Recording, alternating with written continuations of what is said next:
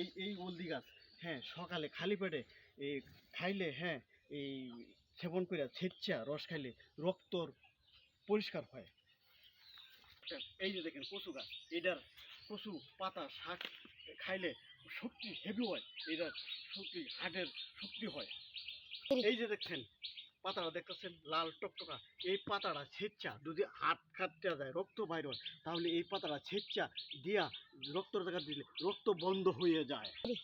এই যে দেখেন এটা হচ্ছে সাজনা গাছ, এই পাতাটা সেবন করে ওই তেল দিয়া ভাজা খাইলে সাজনা পাতা খাইলে মানে শরীরের বিষ বেদনা কমে যায়। এই যে দেখেন এটা হচ্ছে তেঁতুল গাছ, এই তেঁতুল গাছ এটা হচ্ছে টক, এই তেঁতুল গাছ বছর বছর তেঁতুল আয়, এই তেঁতুল খাওয়া যায়, সবাই খায়, মহিলারা খায়, সবাই খায়া ই করে। এই যে দেখতেছেন গরু, এই যে দেখতেছেন গরু, গরু বেলে দুধ মানুষে খাইতে পারে, গরু দুধ খাইতে পারে মানুষে। এই দেখেন কাটল, কাটল গাছ, কাটল গাছ, কাটল পাকলে সবাই খাইতে পারে, কাটল পাকলে সবাই খাইতে পারে কাটল।